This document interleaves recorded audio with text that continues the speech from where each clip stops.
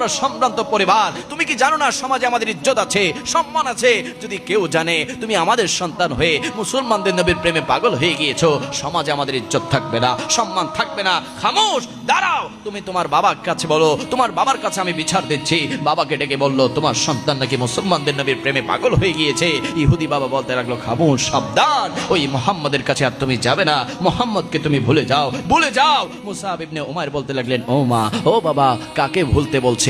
যাকে দেখার পর থেকে তো আমি নিজেকেই ভুলে গিয়েছি। জুড়ে বলি না সুবহানাল্লাহ। আরে যাকে দেখার পর থেকে তো আমি নিজেকেই ভুলে গিয়েছি।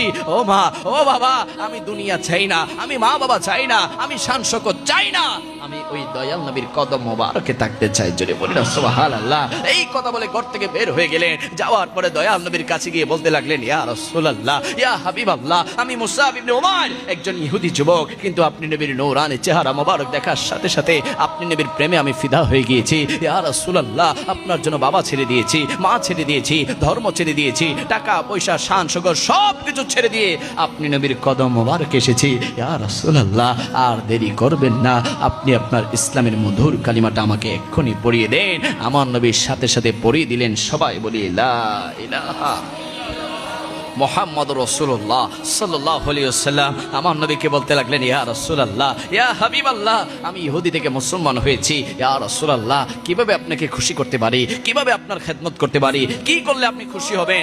আমার নবী বলতে লাগলো তোমার অন্য কিছু করতে হবে না, এখন থেকে তুমি মুসাব আমি নবীর খাদেম হিসেবে আমি নবীর সাথেই থাকবে। যদি বলি না সুবহানাল্লাহ। আরে আমার নবী যখন ওযু করতে যায়, মুসাব ইবনে উমাইর রাদিয়াল্লাহু তাআলা আনহু আমার নবীকে ওযুর পানি ঢেলে দেয়। আমার নবী যখন গোসলে যায়, মুসাব ইবনে উমাইর রাদিয়াল্লাহু তাআলা আনহু আমার নবীকে গোসলের ব্যবস্থা করে দেয়। আমার নবী যখন যেখানে যায় মুসাব ইবনে উমাইর সেখানে আমার নবীর খেদমতে থাকে, আমার নবীর খেদমতে থাকে, আমার নবীর খেদমতে থাকে। একদিন আমার নবী ডাক দিয়ে বলল ও সাহাবীরা, তোমরা প্রস্তুত হয়ে যাও, আমি হুদের ময়দানে যুদ্ধে যাব, জিহাদ যাব, তোমাদের যা কিছু আছে সমস্ত কিছু নিয়ে প্রস্তুত হয়ে যাও।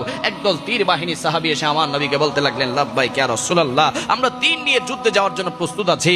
আরেক দল তলোয়ার বাহিনী সাহাবী এসে বলতে লাগলেন ইয়া রাসূলুল্লাহ, আমরা তলোয়ার নিয়ে প্রস্তুত